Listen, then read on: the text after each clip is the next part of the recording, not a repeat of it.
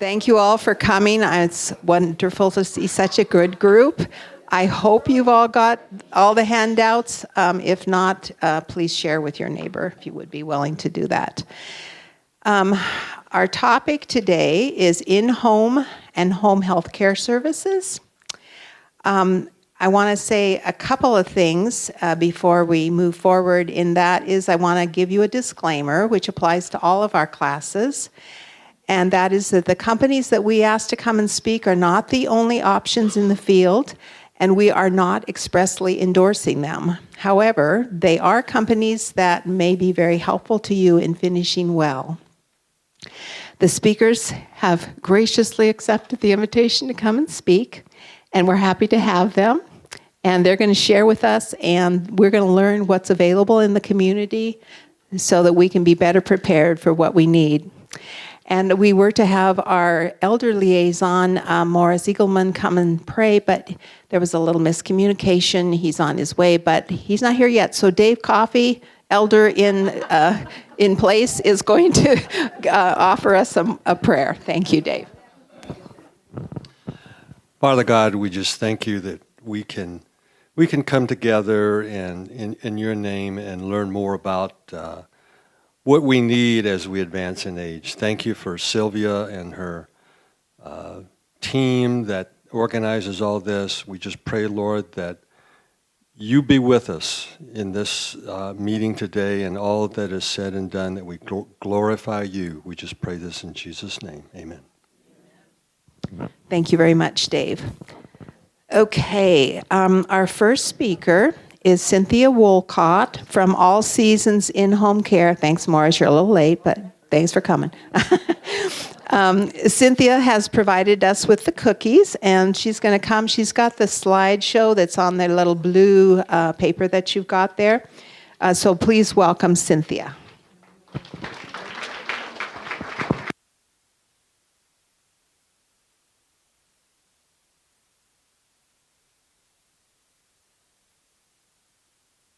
We'll turn it on. There we go. All right. Well, thank you all for having me. It's a pleasure. I love public speaking, as a lot of people don't, but that's one of the things that I enjoy the most. And so that's something that we're going to be talking about more. Turn the cell phones off. No distractions for you. So you got to listen to us because you're here. All Seasons In-Home Care. Not something that I expected to do in my retirement. So I was a hospice social worker for 30 years and a mental health provider with the Air Force. And so during that journey, I met a lot of corporations, a lot of places a lot of rules and regulations. Our hands were tied in many ways. And so as I began to age, I decided that I'm going to retire. I can't do this any longer. And so when I retired for the 5th time, I decided that I really can't do that either. So I was trying to figure out what I could do with my old age.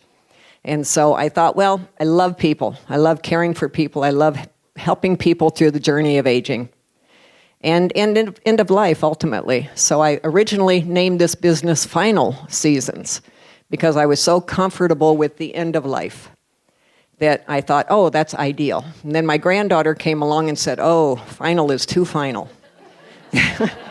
This is not a good thing. So we changed it to All Seasons, which meant I had to change everything. But we did it, and we're glad. So All Seasons now, we're covering everything. So I just came up with another brainstorm because we've been able to build a great team, so I'm not having to be in the field constantly working with the people hands-on. Then I'm able to do some more education. So the first Friday of every month, people write this down, the first Friday of every month in the Continental Plaza conference room. Our office is in the Continental Plaza. When you go up the elevator in the back, we're the first office on the right, and the one on the end is the conference room. So the first Friday of every month at 11:30 to 1, we'll be presenting Aging Well. You guys stole the other name that I was thinking about, so I couldn't have that. But Aging Well is what the topic is going to be. And then we're going to have different presenters. We're going to have YouTube videos. We're going to have whatever comes up, we're going to have people like Beata partner with us and bring in a snack and then share a little bit about what they do each time. So there will be lots of resources, lots of education. So write that down. I have a sign-up sheet here if you want to put your email on for an email blurb each month before the event happens. I will probably have cookies. It'll be up to the people that bring it, actually. So I had to drive all the way to Costco to bake all of those cookies. But it was a half a day trip trying to get to Costco and out of there. So geriatric care management is our primary piece. So we're here in Green Valley. We do Green Valley, Sahuarita. We have a couple of clients down in Tubac. That's as far as we want to go. We have everything that we can do right here. The gentleman that owns the villas, one of the gentlemen that owns the villas, he called me up one Sunday and he says, I need you in Green Valley. And I said, I don't think so. Or I need you in Tucson. I said, no, I don't think so. Green Valley is what we do and we do well. He says, I know. He says, I have 100 people up here telling me they do what you do and you're the only one that does it. So I said, I am so sorry, but the reason I do it well is because we're keeping it here. We're keeping it small. We're meeting the need here. So that's our primary focus. Green Valley, Sahuarita, Tubac, focusing on helping seniors remain at home and in their communities. We do place. We do help with placement options if that's what we need to do, but we try to keep people home ultimately. Rooted locally for responsible support. Our mission is to provide compassionate, reliable, in-home support that preserves dignity, safety, and independence for seniors in Green Valley and Sahuarita. So who we are, we're a team of professionals. I've worked with a lot of home health agencies, and not to say anything bad about anyone, but most of them hired people. They're difficult people to find, especially down here, good caregivers. And so a lot of warm bodies is what I said. They just hired warm bodies, to come and sit with people. Well, I refuse to do that, and that's becoming more difficult every moment. But I hire professionals that have experience, that know how to head off crises. So fully insured and protected. We do background checks for all of our people. And I had one caregiver that came in from another agency, and she wanted to sign on because they didn't have any hours for her. And I said, love to. And I said, do you have your background check card? And she said, oh, no, they don't require it. I said, oh, okay. Well, we do. So we have everybody have a background check, and we stay on top of that for safety. We are ultimately responsible for any of the caregivers that go into your home. So personal care, bathing, companionship, home support, and respite for families. A lot of people are dealing with dementia, and caregivers are just worn out. So our values are compassion, dignity, reliability, and communication. We work well at doing all of those things. So the biggest issue that we have in this society today is our changing healthcare and navigating this healthcare. We no longer have that primary care agent that does everything. So they have become referring agents. And so you go into the primary, you tell them what's going on, and then they give you 2 or 3 names of people you need to go to. And then it's up to you to figure out how you're going to do that. So we go with you. We attend all of the doctor's appointments. I guess we can go on with, but you can all read, so I'm not going to read all of that. And I gave you that handout. So the aging population, we're living longer. I think too long in most cases. I'm sorry to say. But it used to be we got out of here easy. We had that big heart attack and we were gone, at 55. But now we're living to 90, 95, 100, 106. And so our bodies are giving out. And our brains are giving out. So unfortunately, we have to stay until the Lord's ready to take us home. And so we stumble around with these old bodies. The fragmented healthcare, nobody talks to anyone else. And it's incredibly difficult. We just had a gentleman that had a fall We were in the hospital, and trying to get a nurse to come in to do catheter care and wound care was like pulling teeth. We finally got hospice on board because it was impossible to get a referral anywhere, and we finally bypassed the primary and went to the director of the hospice agency, and got him on hospice. So it was just an absolute nightmare. It took us 2.5 weeks to get him what he needed. So I can't imagine a non-professional trying to navigate that, someone that has no ideas about these health systems and where to go. So the family strain, the children are 2,000 miles away. We've come here to live our lives out, and everybody else isn't here. And so we stay connected with families. We have a email, texting, however they want to secure the conversation, we do it. We are non-medical, but we break all of the rules. So, we make it a point to do what needs to be done. I do have an RN on staff that if we need her services, she's available to us. But we do a lot of things that are out of our scope of practice. Technically, we're supposed to be warm bodies, that come in, but we're far more than that. So care coordination, the hub between the doctors, hospitals, rehab, home health, advocacy. We show up at the emergency room. We're at the doctor's office with every doctor's appointment. We make sure, yes? Question? That's okay.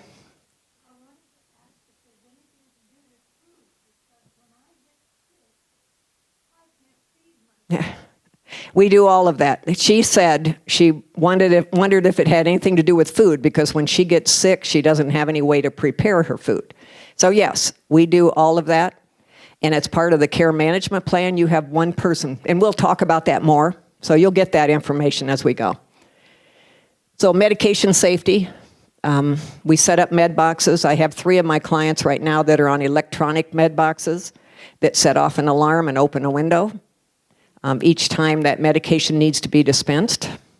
And I have one lady that has a seizure disorder, and her medication is vital for her to have. So she has the electronic box at 8 in the morning and 8 at night. And then she texts me with a picture of her meds in her hand so that I know she has them, she's taking them. And so that's our backup plan with her, so that she doesn't forget, so that she doesn't lay them down, so that she's sure to take her meds. So short of having somebody there 24 hours a day to sit with her, she keeps me up after 8. So sometimes I tell my husband, we have to stay awake. I have to get my text. So crisis management, 24 hours on call. When this guy fell the other day, it was 6 o'clock in the evening. It was dark. I showed up over there looking for him because someone reported that he'd wandered off. So I went over looking for him, called the paramedics because he'd had this fall, followed him to the emergency room, stayed from 6 o'clock that night till 4:30 in the morning. I went home at 4:30, was back at noon. He was still in the emergency room.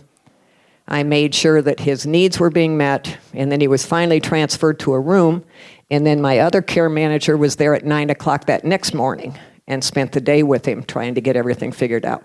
So we invest in our people. And there's no additional charge for those events because they happen. But we have one big umbrella. It's the care management umbrella, which is the 24 hours on call, the med management, and all medical appointments. If we find that you are going to the doctor's office or in the emergency room every day, then we may reevaluate that one fee for all of these services. But, one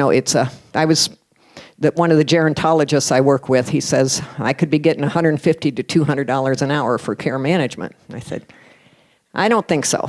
So that's not what I'm here for. So family support, reducing the stress on the caregivers, helping to know that there's a plan B. Geriatric care management, again, the bottom line, to ensure seniors get what they've lost and not get lost in the fragmented system. Improve health outcomes. We have people that have been on the verge of death when we came on board, and I let the family know, it doesn't look like a good outcome here. And then we get them into the right doctors, we get them in the right medication, we get them supervised in how they're taking those medications.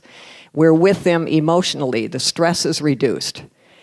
And 65% of the people that we work with improve for a time. It doesn't change that we still get old, but it does change how we're cared for. So, we're still going to struggle. But I have one lady that just turned 93. In fact, was on a video on TV with us. And she was talking about what a difference. But she walks 2 miles a day. She goes over to the Lutheran church for stretch and balance 3 times a week. In fact, she got my husband going, which was a good thing. I tricked him. I said, she always wants to do something for me. I said, well, will you let my husband take you to the stretch and balance so I can get him there? And so she says, oh, sure. And so the next Monday, he came to pick her up. They went to the stretch and balance, and she says, I don't want to hurt your business. And if they think that I'm running around with your husband, this doesn't look good, So she says, I'm going to drive myself, but I'll meet him there.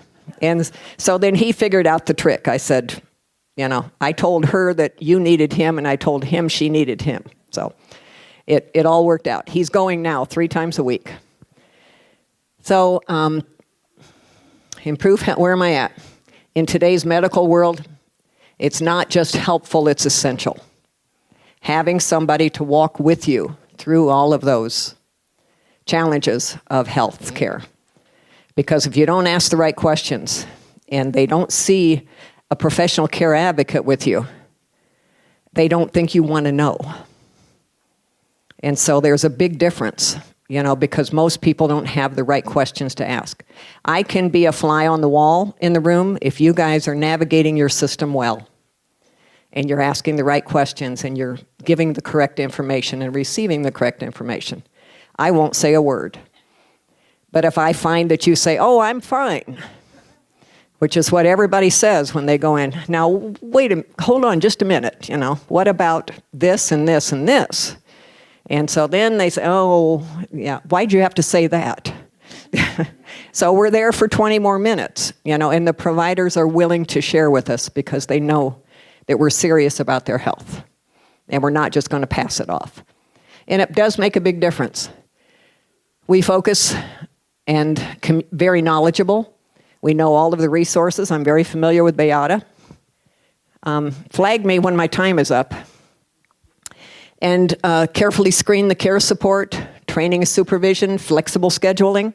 We have a lot of people where we come in 2 hours in the morning, help them get up, get them breakfast.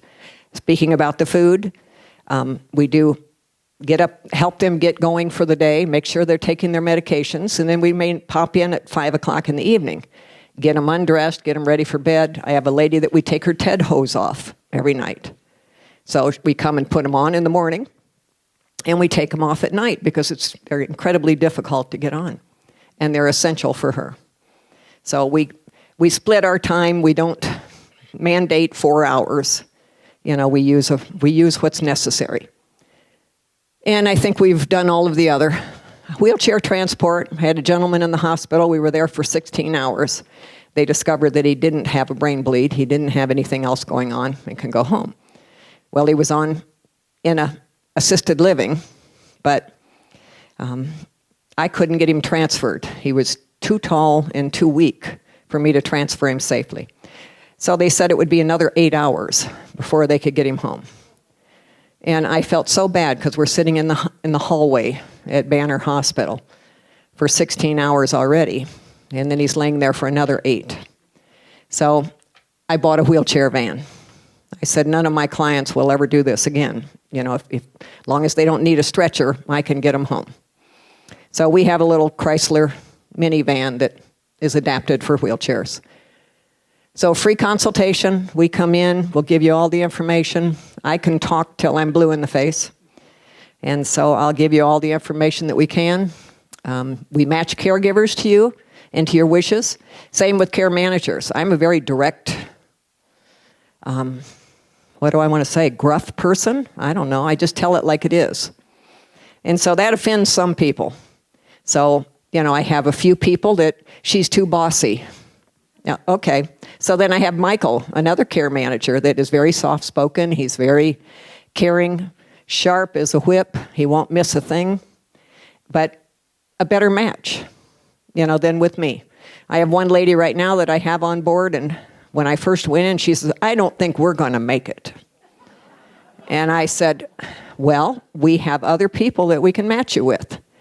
And she says, nope, we're going to fight through this. And we're going to get this done. And she loves me now, and her daughter. She's on hospice now and actively dying. But she wants me by her side now. And she says, you're not just my care manager, you're my friend. And so it makes a big difference. And so All Seasons in-home care, you can go to our website. We're having that revamped right now, but it's still up. But I actually can afford to hire somebody to do it right now. Where right now I've been doing it all but in 2 and 3 in the morning when I didn't have anything else to do. So all of these flyers and things, the business brochures, I developed myself. Everything was from the ground up here with what we've done. And we're so proud of how far we've come. So it's wonderful. We love it. Okay, questions?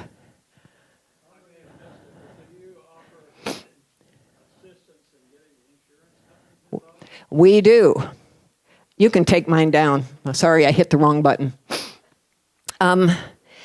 He asked if we work with the insurance companies. We work with long-term care. I do have a Medicare agent that I have review all of my clients' Medicare every year. So she comes up to my office. She sits down with everybody to make sure that they have the best plan for them on their current medications, with their current needs. Do you have the best plan? And so she reviews them all, and she goes through all of our clients. So that for Medicare is as far as I go. I have been known to pay people's bills. I'm not a fiduciary, and try not to do those things. My phone is ringing. Try not to get into the financial piece at all, but some people need the support. We will not take it over 100%. We will sit with you, help you go through your bills, help you write your checks, and then we'll put them in the envelope for you and send them.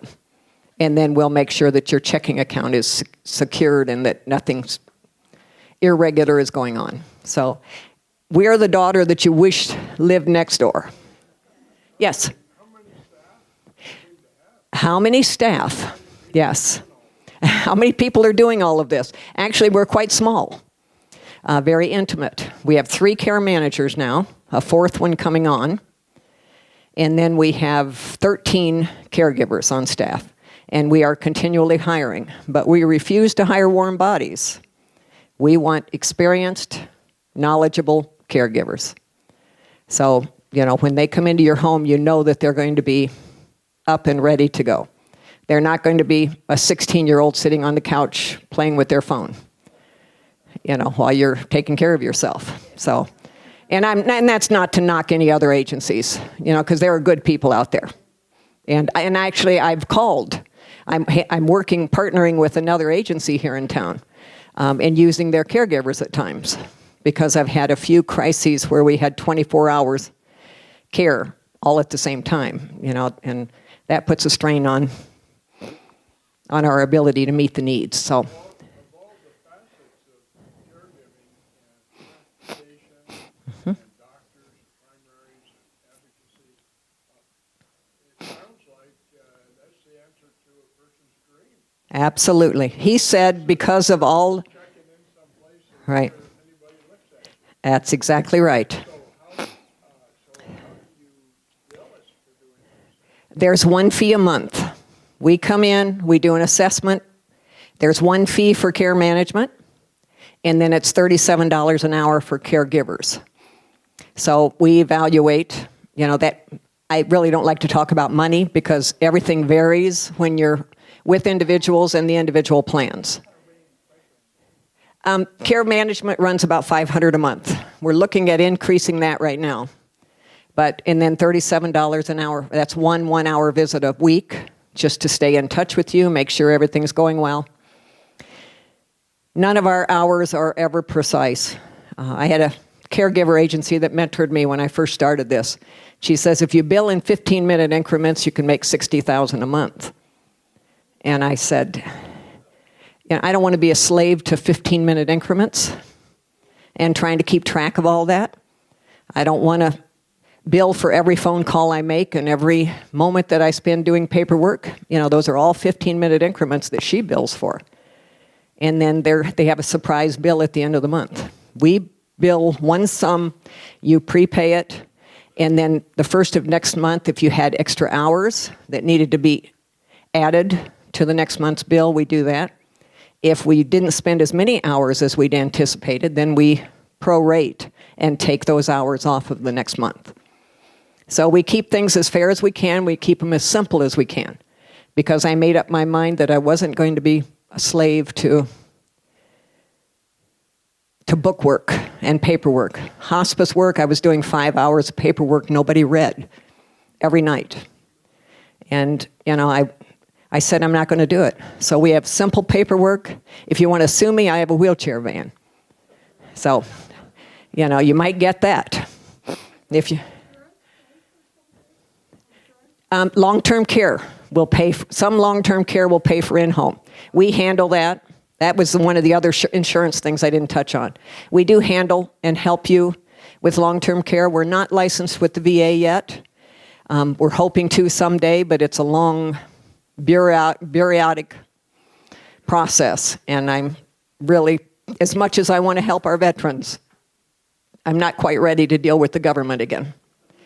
And so I was going to start a nonprofit to help people that couldn't afford care or have run out of resources.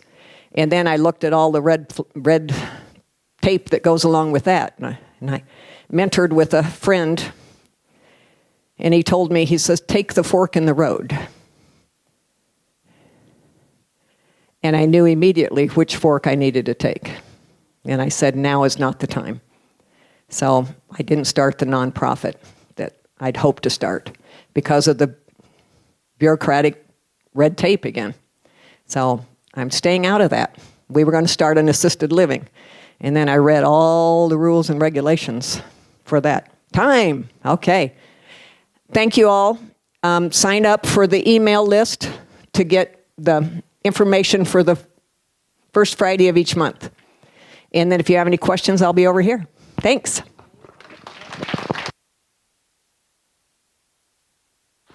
advanced directives I didn't even mention. Can I take a second?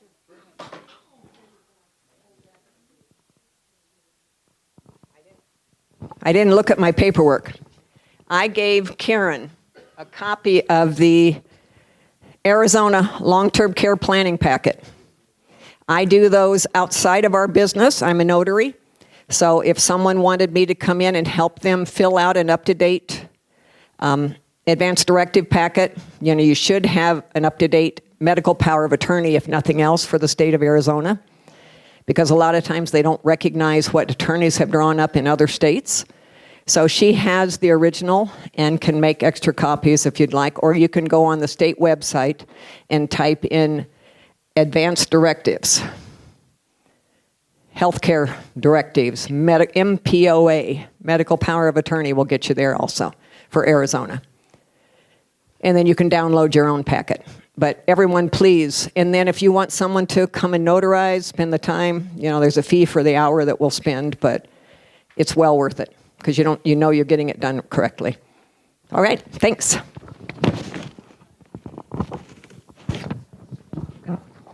Thank you, Cynthia.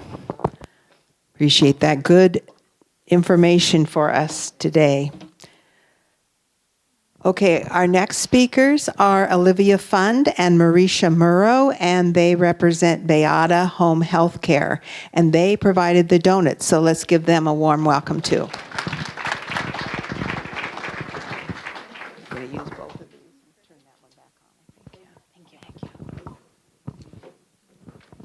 Morning. I had to check if it was still morning. Also, if you like those donuts, they come from Bosa Donuts, which is all the way in Tucson, but if you're ever there, they're some of the best donuts in town. So.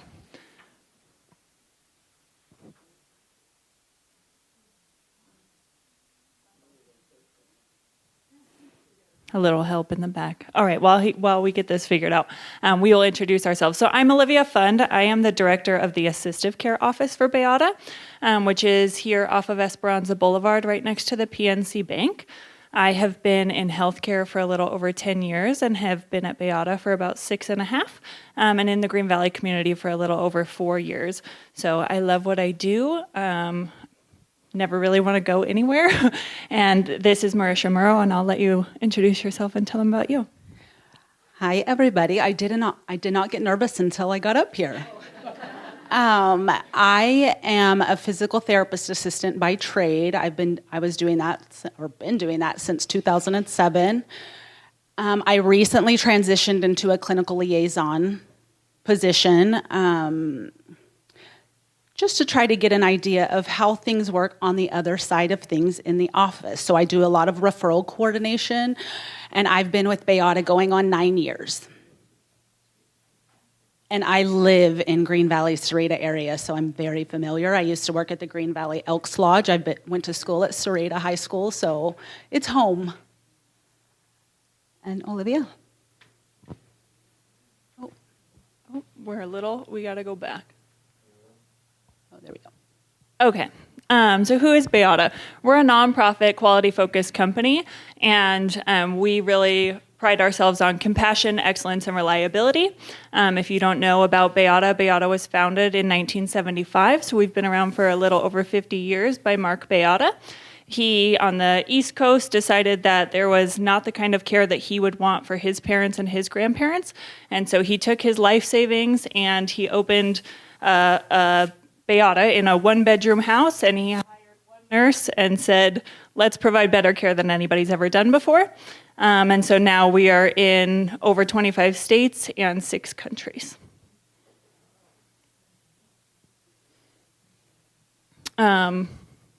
We've never been sold. We became a nonprofit company in 2019.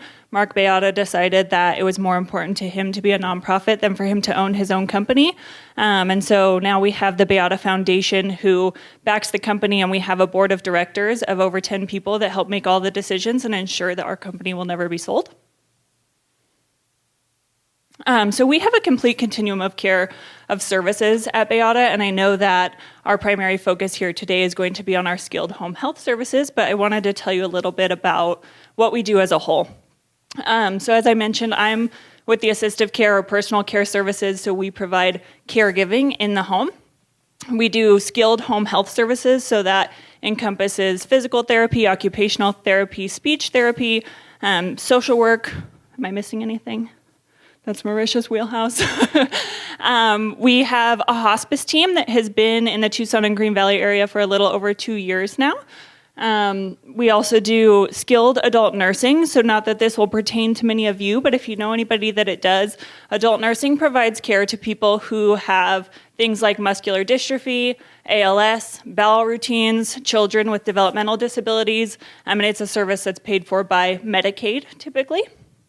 And then we have senior living solutions, and so they go into facilities like La Posada or Vista Point or Arroyo Gardens and provide both home health and additional support services and education in senior living communities.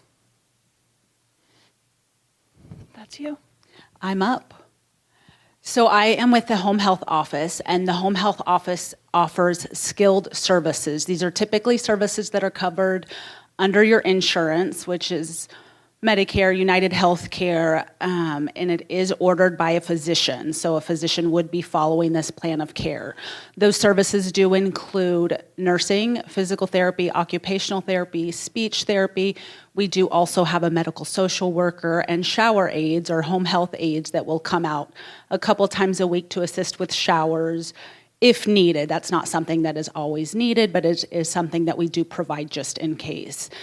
In order to get these services, you could get a referral from your primary care doctor if you're having issues with your balance, or if you've had a recent fall, which gosh forbid you do, but if you've noticed changes like that, you could go to your primary care doctor and say, I'm having some trouble at home with my balance. Could I get some home health services? Most physicians in this area I do work pretty closely with, so they are very familiar with how to send referrals to us. We would get the referral, make sure we're contracted with your insurance because it is covered and we do not want you to have any out-of-pocket expenses. If we are not contracted with your insurance, we would then call your doctor's office and say we are not contracted, and they would likely send it to another home health agency that was. And if we are contracted, then we would reach out to you directly and set up that first visit with a nurse or physical therapy. We do provide all those disciplines, but not all of them are needed at any given time. It could just be nursing for wound care or physical therapy for balance. If there is a situation where you are in a hospital or getting a knee surgery or a hip surgery, it would be a very similar process. We would get a referral from the hospital.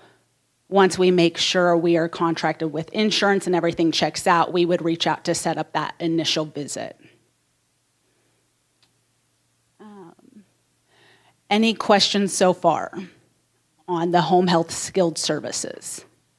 Yes, ma'am.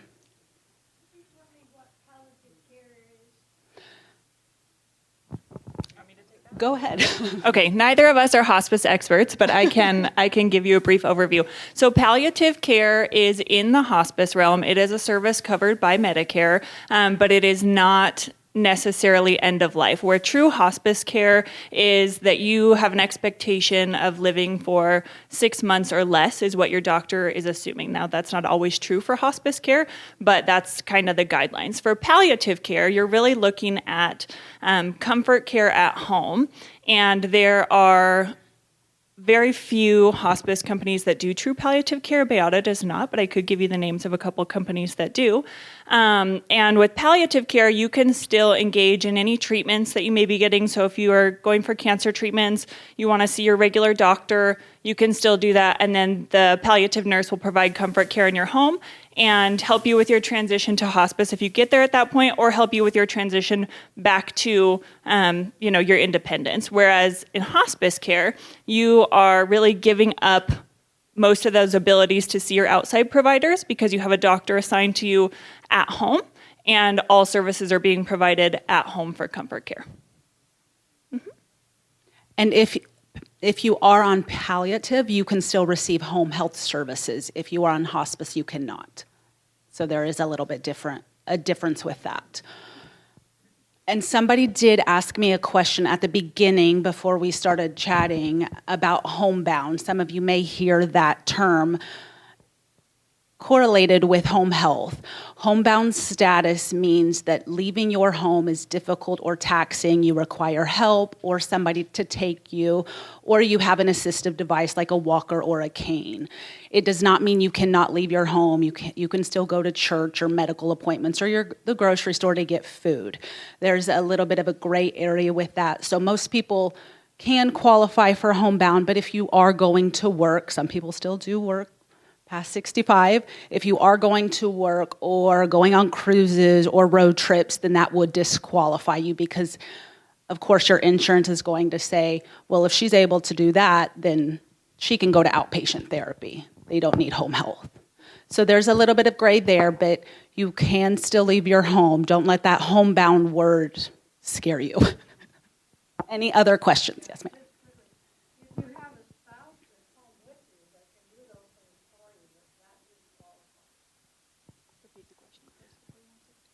Say that again for me. You have a spouse, somebody living at home with you, that takes you and does those things. If they're not really homebound, but you are technically, if you didn't have that spouse, are they still qualified as homebound? So her question was if there's a spouse or significant other in the home that does the driving and takes you to those appointments, does that still qualify you for homebound? Yes, it does. Yes, sir. Contracted for services. Now, are you referring to like Advantage plans, or are you talking about you mean Medicare type?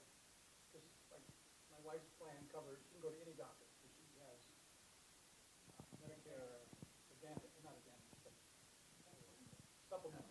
Okay. So we take most supplemental plans. We take most United Healthcare plans, most Aetna plans, Medicare, TRICARE, TriWest. If VA plans. We take most of that. We just like to ensure that we are contracted with those insurances. That way those services are covered. Yes, ma'am. What was that? Sorry. Sure. She asked how many employees we have. So we service all of Tucson, Green Valley, Sierra Vista, Vail, Sarita. We go as far as Tubac. We have about 120 clinicians just in the Tucson area. So those are home health numbers, skilled home health numbers. For caregiving, we have 3 different caregiving offices. So mine is specifically in Green Valley and surrounding areas. We have 90 to 100 caregivers at any given time. We have 2 offices in Tucson, each of which have 200 to 300 caregivers, so a total of about 600.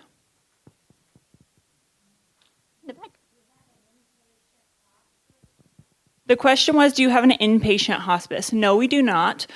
So all of Beata services are provided in the home. So if you were to receive Beata hospice services, your nurses, your home health aides, they would all come out to your home to see you. If for some reason you needed to go to inpatient hospice, which is usually a short-term stay if you are having an increased level of pain or something they can't manage, or if you need respite care because maybe your spouse is going out of town, they would reach out to somebody like Pepe's House or another inpatient hospice, but that would just go through Beata. So they're contracted and can make a smooth transition, and then when you came back home, you would just continue with Beata hospice services.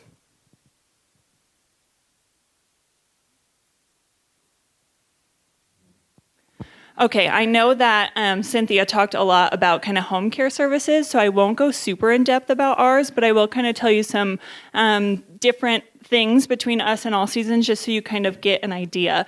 So we do assistance with bathing, dressing, grooming, medication reminders, meal prep, light housekeeping, taking you to doctor's appointments, all of those good things that caregivers can do. I have one full-time clinical manager who's an RN on my staff and one part-time clinical manager who's an RN on my staff. So they're the ones to come out and do the initial assessment, and then they oversee the care. So anytime there is a change in condition, you have a concern, the caregiver has a concern, or if indicators, which I'll talk about later, indicate that the nurse needs to come and see you, they will follow up with you in your home, and then they're overseeing the caregiver's care. Our caregivers all either come to us with at least a year of caregiving experience, and then they go through our interview and skills process, or we have, in the last couple of years, implemented a caregiver training program, and we pay them to come and learn to be a caregiver specifically for Beata, and then they are tested to the same skill level as a veteran caregiver, and a veteran caregiver takes them into the field to kind of be their mentor to be a caregiver before we have them work on their own with clients. In terms of payers, private pay is a big thing in personal care. So we do take private pay. We take long-term care insurance policies. If anybody has one or you have a loved one who has one, they are often complex and hard to navigate. I am always happy to come out to your home and help you kind of review what your policy says, call your long-term care company with you, talk with them about the indicators that are required for them to pay for your caregiving services, but they will assist in paying. We are contracted with the VA, so if you or a loved one are a veteran and you need caregiving services or respite services at home, you can reach out to what's called your PAC team. So it's your team of social worker and primary care doctor at the VA, and let them know that you're needing home health aid services. And if you would like to use Beata, you can request Beata specifically. They will send us the authorization, and they will pay for a certain number of hours of care every week. Somebody had asked about Medicare, I believe, in relation to caregiving. Medicare as a whole, unfortunately, does not pay for caregiving services. There is a new program you may have heard about. It's called the GUIDE program, and they will authorize caregiving services through Medicare for specific reasons. So you kind of have to go through Medicare to determine if you qualify for that program. We are currently working to see with our legal system at Beata to see if that's something that we could add, because we currently don't accept Medicare for caregiving, but it's something we're considering. And also this year, we will be pursuing Medicaid as a payer as well for caregiving services. Any questions about personal care?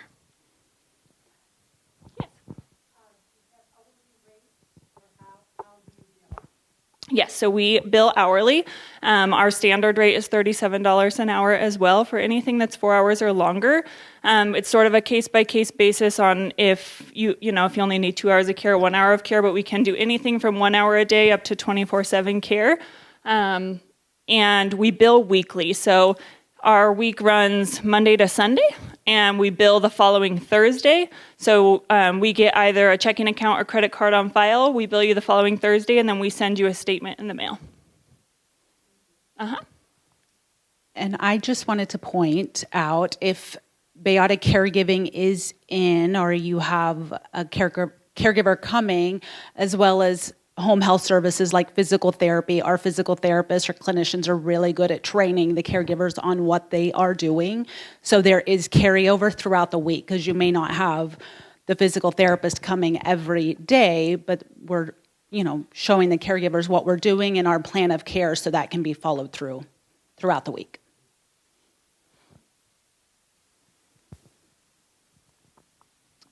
Senior living solutions. I will just touch on this briefly, or do you want to? You might know more about it than me because you're in home health. Otherwise, I'll take it away. Sure, I can speak about that.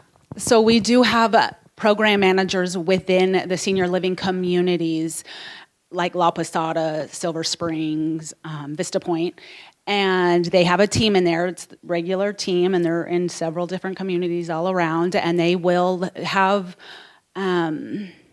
exercise programs. They will screen people to make sure they are doing okay if they've had a recent fall, and we will work with their providers to see if we can get them on home health services before they end up in the hospital. Our goal is to keep people home and out of the hospital. So we do have teams in all areas in Green Valley as well as Tucson. And they do very similar things that we do with home health. We send out a nurse that can help with wound care, catheter changes, medication management, and physical therapy, occupational therapy, speech therapy, social worker if needed for things like advanced directives or community resources, as well as a shower aid if needed. Any questions? I touched a little bit on adult nursing, so I won't go too much further into that. But anybody with a trach, a vent, a feeding tube, a bowel routine, kids who have developmental disabilities who may have a bowel routine or a G-tube for feeding, all of those are Medicaid-covered services that long-term skilled nursing helps with. So whereas the nurses from skilled home health would come out for about an hour at a time, this is shift work skilled nursing. So somebody may be in the home for 6 to 12 hours a day, covered either by Medicaid or private pay. And then we spoke about hospice. So hospice does pain and symptom management, loved one support, medication. They provide all of the supplies and equipment. They can work with Medicare to get any durable medical equipment like a hospital bed in your home. Grief counseling, short-term respite for caregivers like we spoke about, including inpatient respite, spiritual support, and continuous care. I'm going to skip that one because I don't. You know about transitional care navigators? No? Let's skip that one. So I just wanted to talk to you a little bit about our enhanced quality of care because it's new to Bayada and is really in the assistive care world. So something new that we're doing is AI is the new rage of the world, and we're using it in a little bit of a different way than other providers may be. So in our electronic health record system, every client has a chart. And anytime that a caregiver notes that that client has increased pain or that they have declined to do all of their activities of daily living for the day, or the nurse gets a call that the client fell, all of those things get documented in their chart.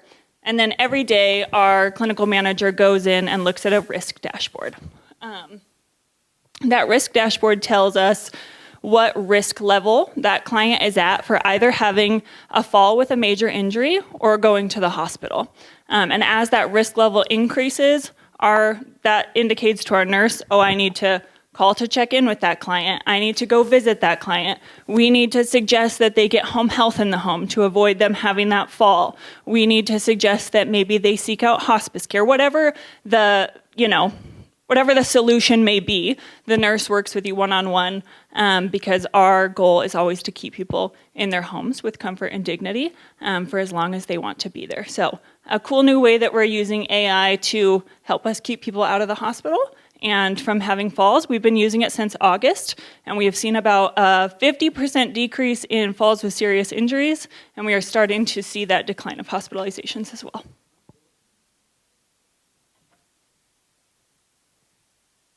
Any questions about Beata?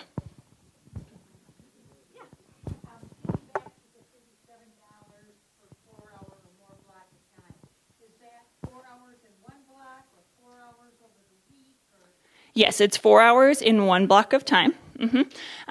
We're very flexible with both hours and billing. So if there's a situation that comes up that, you had specific questions about or a certain person couldn't afford, we want to take care of as many people as we can. Our goal is to keep people at home.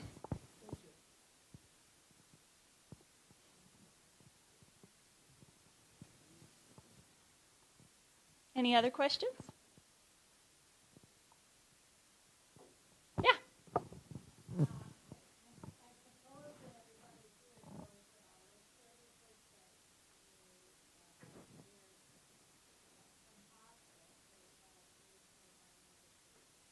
The question was if everybody here knows that all of the hospice services are covered by Medicare. Yes, hospice is fully covered by Medicare. So if that's a service that you are a loved one or thinking that you need, somebody from the hospice team, whether ours or if you chose somebody else's, every hospice company does complimentary meetings with you if you want to talk about what hospice indicators are, if you're going to qualify, or if you even want to have the service. Hospice can be a scary word for a lot of people. A lot of people think, oh, hospice means I'm going to die right now, and it doesn't. We've seen people graduate off hospice. I've seen people live on hospice for 6 years. So you can always give a call, and they'll come out and talk to you, and if you decide it's not for me, it's fine.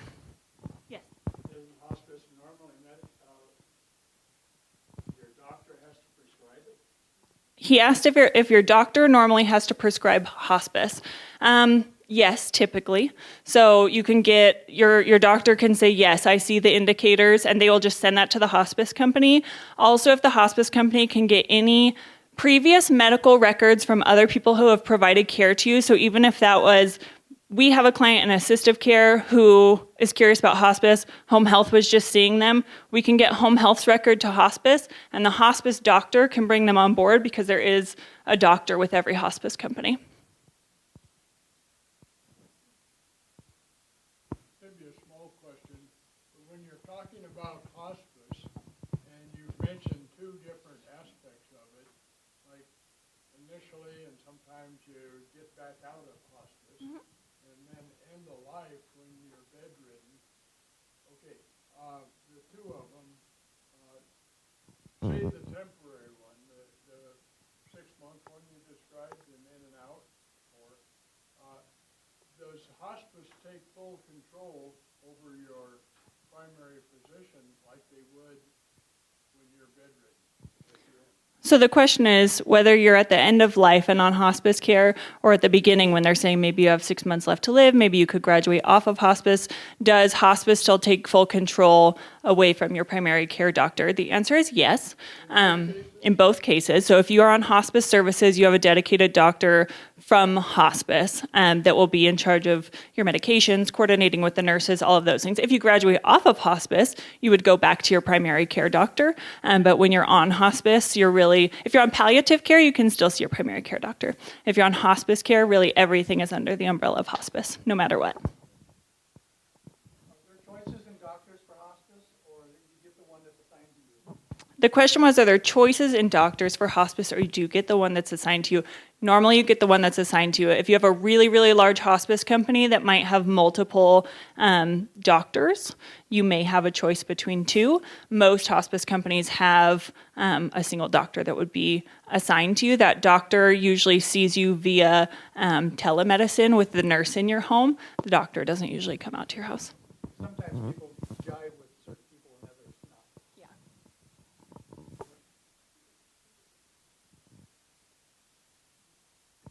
Anything else? Thank you so much for having us. Thank you.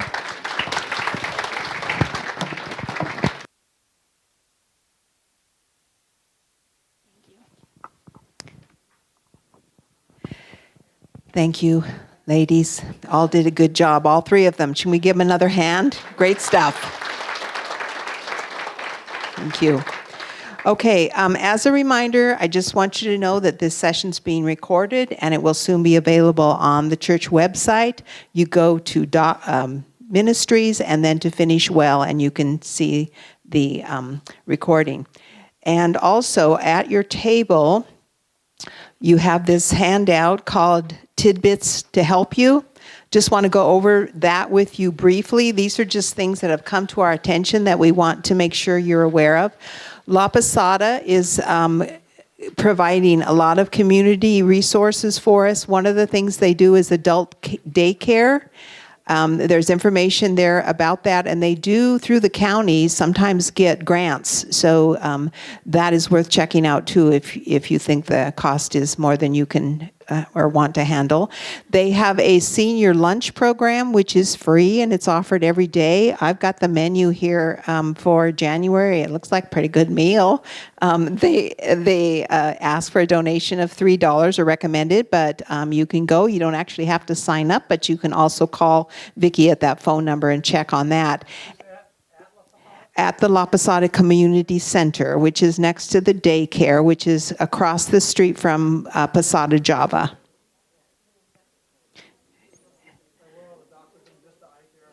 No, across the street from that, too. Yeah. If you call them, they'll give you the information on how to get there. The other thing is they offer a caregiver support group, and they meet first and third Thursdays of each month in that community center. You can call Mary Ann Dobson for information about that. You don't actually have to sign up. And I'll just say that when my husband was ill, I used both. Sorry. The adult daycare and the caregiver support group. I just hate this. And it really helps. It's really helpful. It helped my husband. He needed social and mental and physical stimulation. It was good for him. And believe me, it was good for me. And if you're a caregiver, you understand that. You need time away. You need to get stuff done. You need to sleep. On the other side is we want you to know that Pima County offers property tax relief for widows and widowers and the disabled. There is a particular salary requirement, but I was surprised that Social Security is not included as part of that salary. So you might look on the website or call the number there. I called, a lady actually answered. She spoke to me. She gave me great information, and I was like talking to somebody back in the 60s when, you know, people actually knew stuff. So you might want to check that out. And then the last thing, we have the Ted, who is on our team, has found the Hero Smart pill dispenser, which he bought to help with dispensing of his wife, she has a lot of meds and needs help with that. And there's information about it on that page. Plus, Ted has brought the actual machine, and he will give you a demonstration after if you have questions about that or want to know. So I also want to say that next Friday, the women's luncheon on January 23rd, presenters will be from Finish Well, May Moss, our team member, as well as Jill Thompson, Ted's daughter, will be speaking about issues surrounding illness and death of a spouse, and that's going to be very interesting and helpful. So all you women, if you haven't signed up, please plan to come, and you can sign up on that white table over there at this end just now today, and Sunday is the last time to sign up for that, so be aware. Also, our next Finish Well presentation is on Friday, February 20th.